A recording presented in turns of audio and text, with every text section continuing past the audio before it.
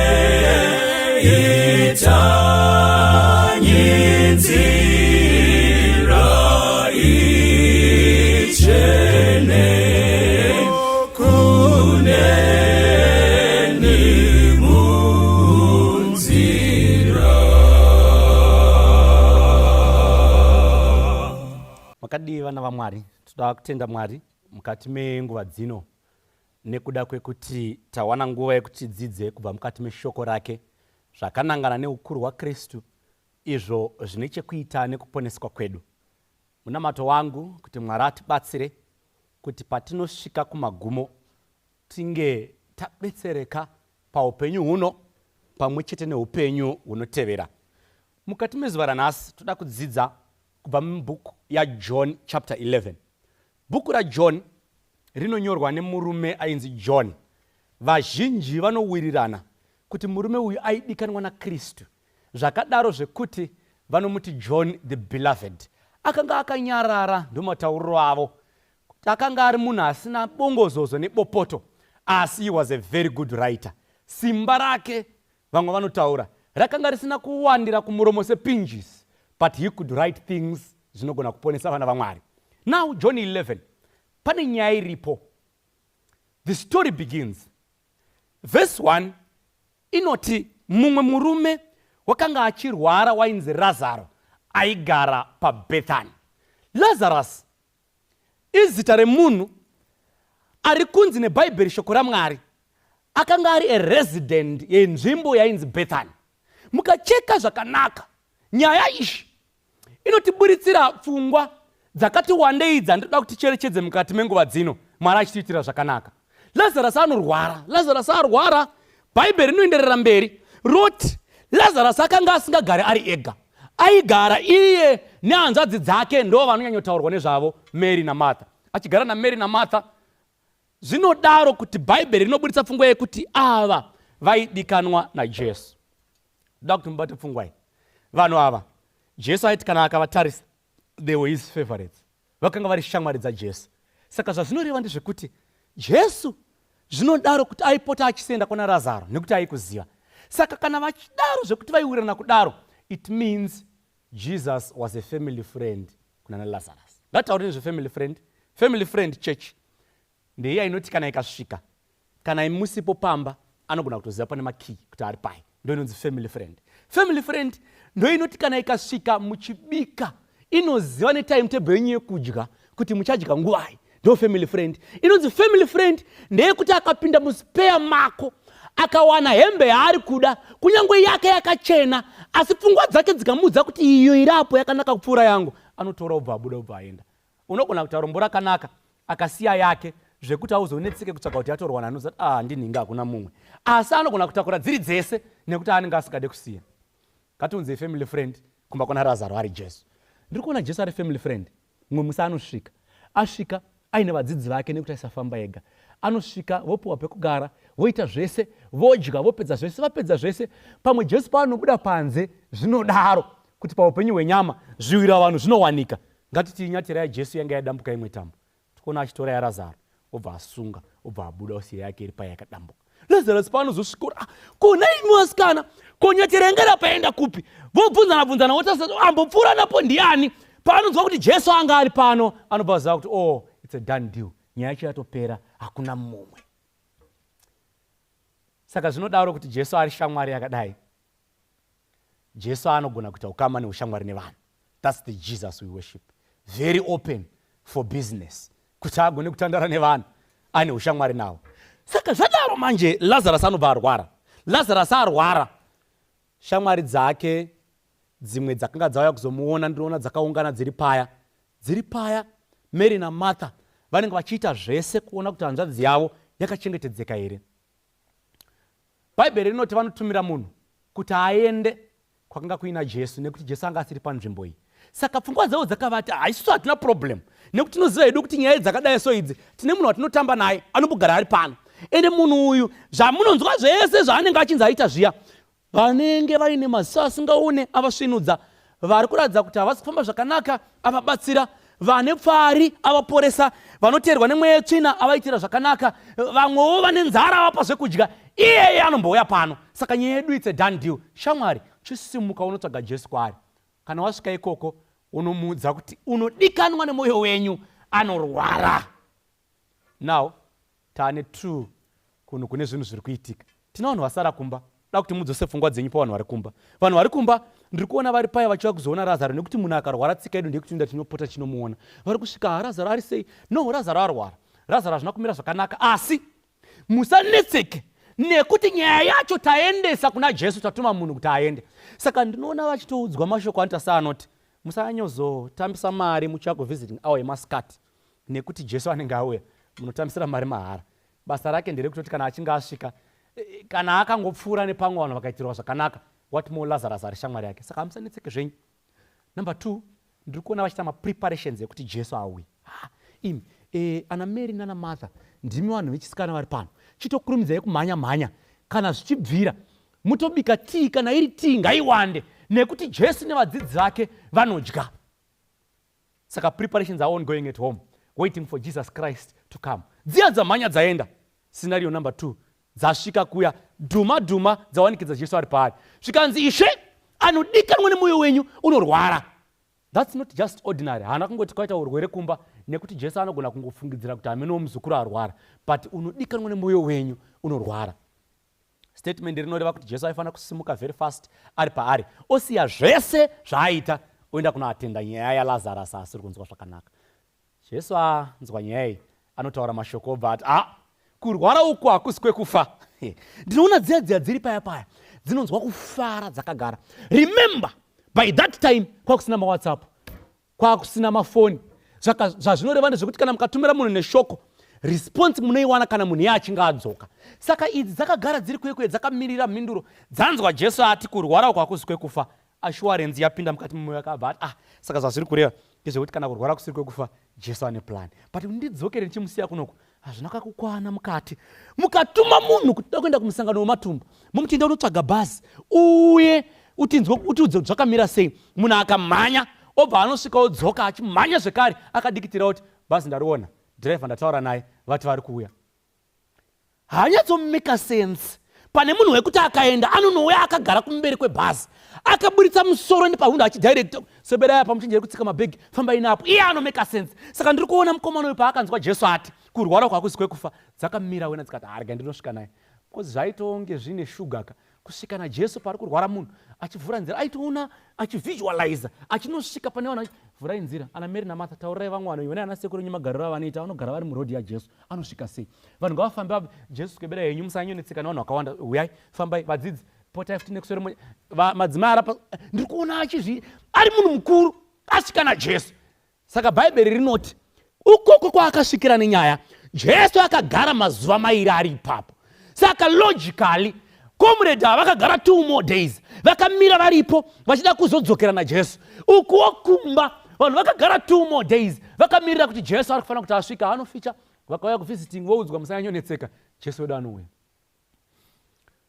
Dhama rinotanga jesu paanosimuka payo obva azunza hembe. Vakati nyaya yaita dzaakufanira kuti tiende kuBhethani kuri kurwara Lazaro. Ndobva dzati handei kuJudhea. Murume atumwa ati Judhea uko, Bethani uko. Ari kufungeiko murume uyu? Chii chaakumunetsa? Ndinoona dzaramwa dzoti inini kana makuta zvekujudhea nyaya yacho handichaikwanisa, ndani 2 days ndiri pano, indakudzokera. Handina kumbenge ndakaziva kuti statement renyu rekuti kurwara hakuzi kwekufa. Ndakafunga kuti pamwe riri kureva kuti mune plan, izvo riri kureva kuti hamune ine kurwara kwacho. Ndobva dzadzokera. I imagine vadzidzi vari paya ndobva vatanga kukonvinsana najesu kanzi aishe kuJudhea, remember ndokwataida kuti tiite mwene matombo kwe, saka tinogona kunge takurumidza kudzokera. They were trying to knock some sense in him kuti mukuru ndizvo, mukuru hanga aigare pfunde, asi hamusi kuona here kuti you now have misplaced priorities.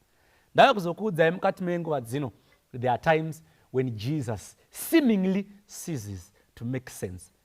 Wekutanga mukomana akagara 2 days ari paya, atoona kuti vakomana apa hapana kana sense apa, hadzireason idzi.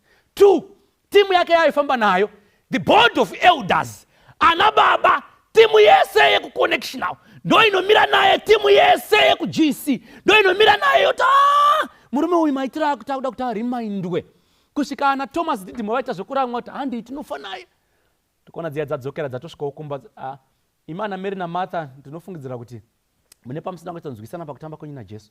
Angosvika akandudza statement yekuti kurwara kusiko kufa.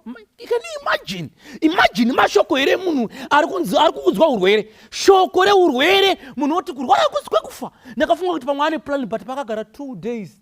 Zvindasiya kuenda kuJudhea. Hamene kwaenda kuJudhea ndokwaari kutofamba achienda nevadzidzi vake izvozvo.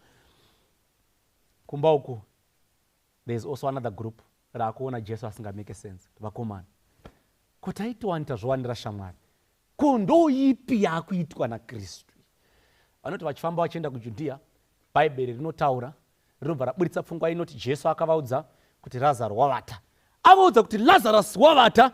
One of the disciples zvinonzi akati Ishe, kana madaro nyaya yacho yatonaka, nekuti kana Lazarus avata, munhu ari kurwara, kana achirwara akamboti rarei, inonzi bed rest pachirungu, anopora, he will recover. Saka zvedu zvaita, bhaibheri rinoti jesu akaona kuti ndiri ndega, vadzidzi havana kubata kuti ndiri kutaura nyaya yei, ndobva avaudza pachena, Lazarus is dead. Now da kuti muone pfungwa iyi, vadzidzi kunyange vaifamba najesu, pakati pavo pane vamwe vakabva kwakasiyana-siyana, kwekuti zvinogona kudaro kuti vanga vasiri shasha zvatinofungidzira, but still Jesus had them pakati pebhataliyoni yake. Haana kuda kuvasiya pachitima chaJesu vaikwana. Ndauya kuzokuudzai vanhu vaMwari kuti Jesu kana akutora vanhu vake haanei nekwatabva nekwatakadzidza. Pane vanhu vari pano vakadzidza kwakasiyana-siyana. Some of them were at St. Ignatius, vamwe Peter House, vamwe Mangurenje kujinga regomo, but Jesu anouya oisa a level ground at the foot of the cross. The ground becomes level. Panana Peter we vajaira zvekuraura vasiri kutonzwisa Jesu ari kutaura kuti kudii, nevamwe vakanga vari vateresi, the CEOs of Zimra, vakatonzwa kuti nyaya iyi inenge nechekuita nekufa nekudii, but still Jesus kept them all. Jesu anokudai makadaro, despite kwamunobva, despite mitupo yenyu nezvamunoyera nekumusha kwenyu kunogona kunge kusina nzira dzinosvika mabhazi, Jesu anokudai makadaro nekuti vadzidzi vake akanga ainawo vakadaro. Panovaudza kuti Lazaro afa, kuti bhaibheri rinoti ipapo akaudza pachena kuti Lazarus afa. Ndo panotangira chaos apa.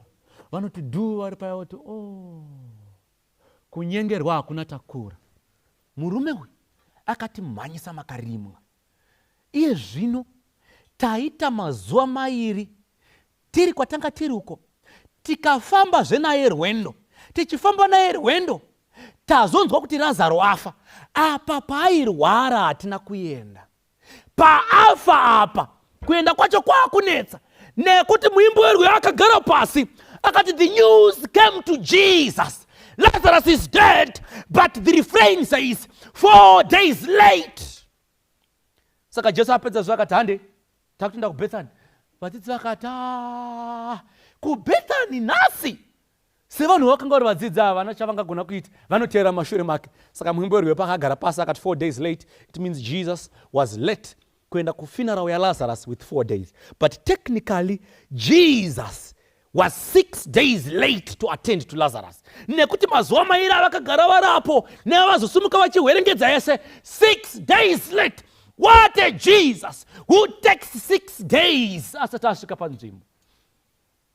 Ndiri kuona aita very unpopular nevanhu vese vakanga varipo pamazuva airarama, vakati hatina kumboona zvakadaro, tiri vadzidzi vake hedu asi hatina kumbofungidzira kuti angasvike palevel iyi. Vanotungamidzana, vanofamba vachienda kumba kwana Lazaro. Pavanonosvika paya, varume, ndoda kuti munzwisise humiliation inoitika kana wanonoka kusvika panhamo. Zvikuru sei wasvika munhu avigwa, atoone mazuva avigwa, vanhu vanga vakatarisira kuti iwewo ndione mari yekuvarapisa. Wakusvika paya chero mhere yacho chakundoridza, ndoita yekuridza mhere reka unongoita kunge ndapererwa, ndoita sei the humiliation. Chero ukasvika nemota, pavanoona mota yako vanotarisa kusaidha vachiridza tsamwa kuti dai akanga aripo uyu dai zvakafamba. Chero ukasvika netsoka vanoshuvira kuti usvike pasina kutambira, nekuti nguva yawakuuya ina chai chabatsira. Jesu ari kuuya, uyo asvika nevadzidzi vakawanda ka vari kufamba vari paya. Ndiri kuona vanhu vese vari panhama vacho vatarisa kuti timu iya yazosvika at last, vazodecida kuuya. Asi Jesu haafaniri kudaro.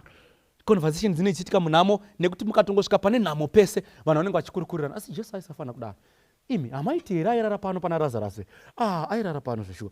Imi aidya pano kamurume.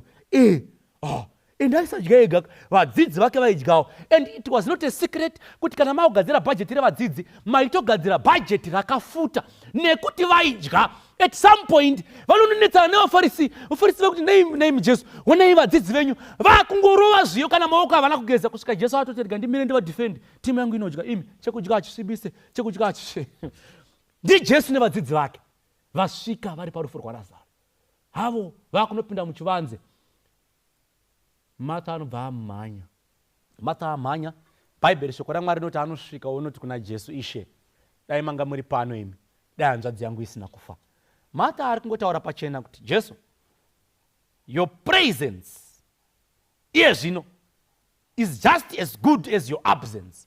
Hamuna zvamuchatibatsira zvakanyanya, nekuti nguva yatai kudai hamuna kuwanika. Ndauya kuzokuudzai vanhu vaMwari, kune vanhu vakawanda vane nguva dzavanoda Jesu dzaanoita kunge asingafiche. Just hold on until the end of the sermon, you will see how he operates. Pane nguva dzakaona dzekuti uri muexams wakagara wakati zii answer uye wakaverenga nezuro, chero ukameshana zita raKristu katatu, ukatarisa kumapazuva ukagodiwe, hapana chinofamba. There are moments when Jesus seems to be so silent. Martha anotanga kutaura naJesu paya zvonzi naJesu, ndini nzira idi kumuka neupenyu, hanzvadzi yako ndinoimutsa, zvikanzi ndinozviziva. Martha akanga ari mutendi mukuru, nekuti zveevhangeri yezvichauya aizviziva, zvikanzi ndinozviziva kuti imimi nemusi wekupedzisira muchamutsa vakafa. Saka kana muchinge mazouya ipapo mazoridza hwamanda yenyu iya, ndinoziva kuti hanzvadzi yangu ichamuka.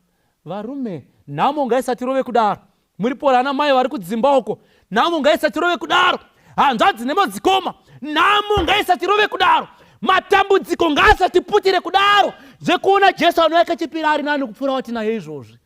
Martha akati, ndakatarisai zvangu, ndimi Jesu, asi anozouya kuridza hwamanda achimutsa anomeka sense. Martha haana kuziva kuti simba rimwe chete, kuti akatarisa ndiye anogona kuita chero zvikuru munguva iyo ino. Pana vanhu vakawanda vane tariro yaJesu anouya.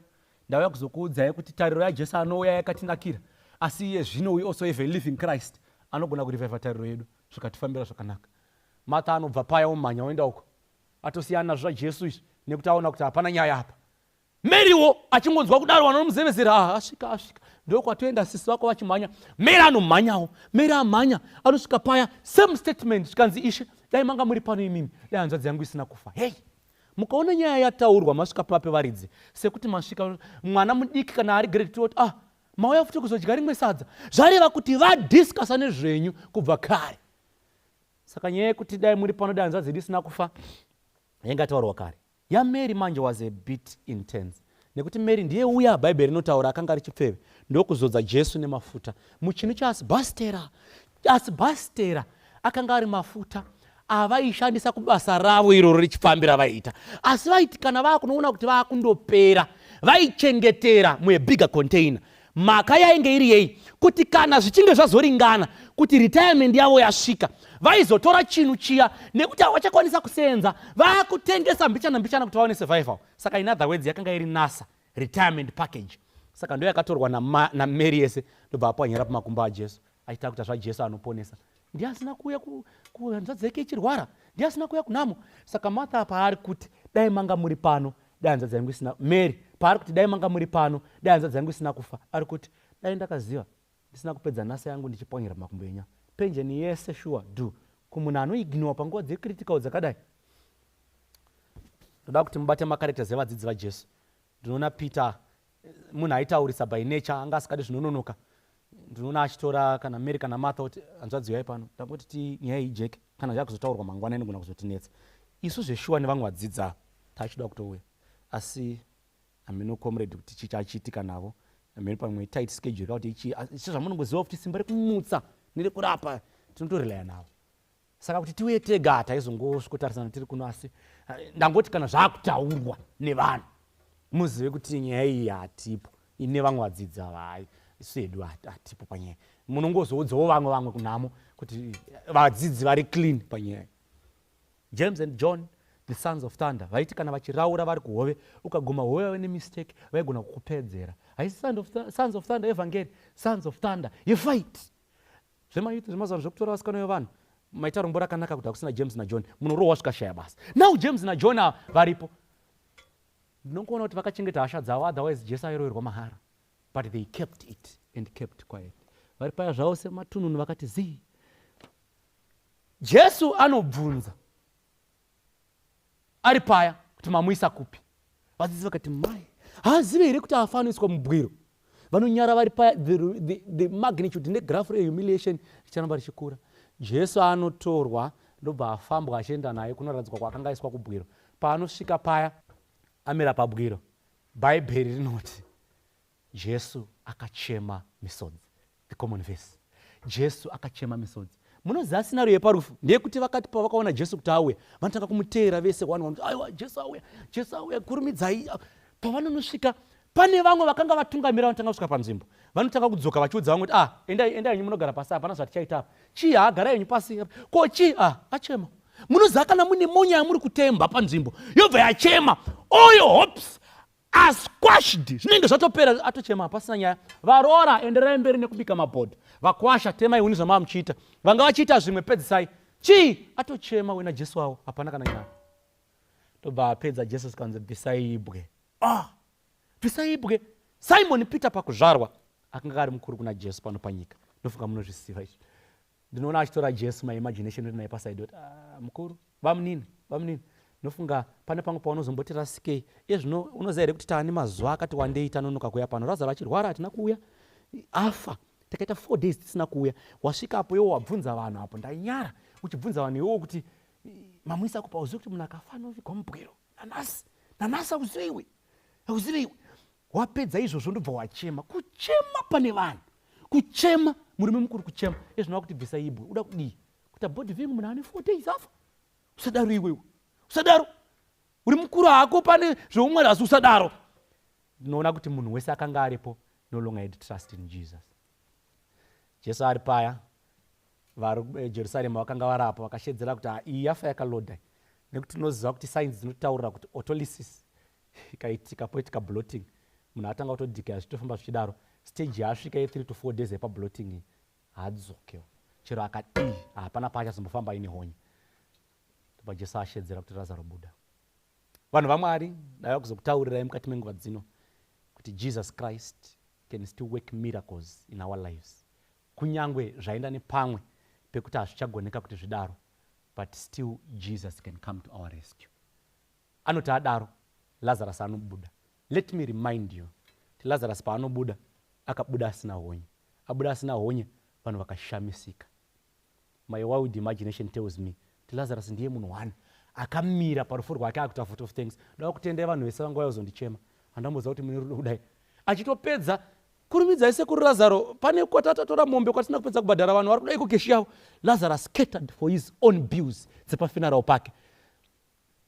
Lazarus ndiye ega dai mazuva ano akaita privilege yekunorinyiwa funeral police kuti vedwe venyaradzo ndiregererei vakanga vakanzwirisa asi ndava kuti ndizoireactivate.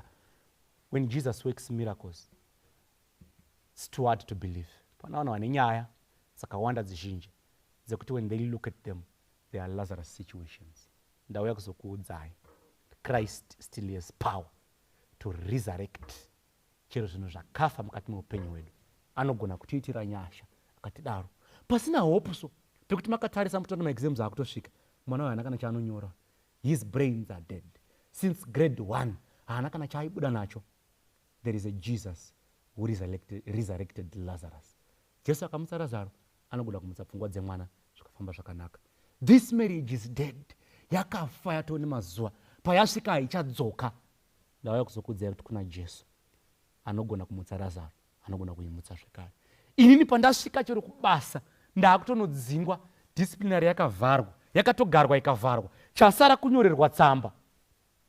In that dead situation, ndauya kuzokuudzai kuti kuna Lazarus akamutswa naJesu. Saka naizvo Jesu anogona kutimutsa. Apedza toita a living testimony saLazarus. Zvaisada kufamba vanhu vachitaura kuti Lazarus akamutswa, vaimuona achipfuura kuti uyu akamutswa naJesu. Zvinodaro kuti nesuwo patasvika the last point of desperation, zvisashande, Jesus can resurrect our situations. Kana achinge adaro, zvinofamba zvakanaka. That's the Christ we serve, which I just introduced to you. Mwari atibatsira atiitire zvakanaka tizive kuti Kristu ane hanya mukati meupenyu hwedu, and he can resurrect our situations. May God bless you. Ndinoda kutaura kuti ndaponeswa ngero paro, pamsana popemutsa wake ndichagara kumushako. Ndaponeswa ngero para kerenyenye, ndaponeswa sendichiri mwana wake. Ndinofara ngekuti Jesu auya kundiponesa, ngekuti kupenya kwakeko kuri kunditungamira. Ndaponeswa ngero para kerenyenye, ndaponeswa sendichiri mwana wake.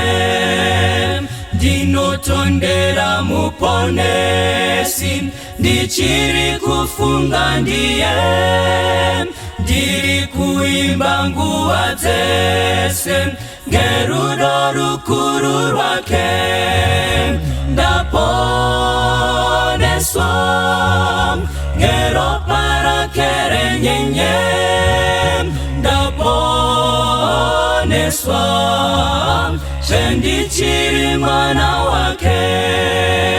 Ndichamuona mambo wangu, ndoita mutemo wake, achiri kunditungamira, dakara kumusha kwake. Ndaponeswa ngero para kerenyenye, ndaponeswa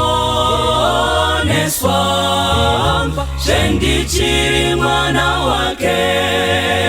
Chiripo chiremba kudenga chinondimirira ini, tichaenda ngekukasika kumusha wake watenzi. Ndaponeswa wake renyenye, ndaponeswa sendichiri mwana wake, ndaponeswa ngero barake renyenye, ndaponeswa sendichiri mwana wake.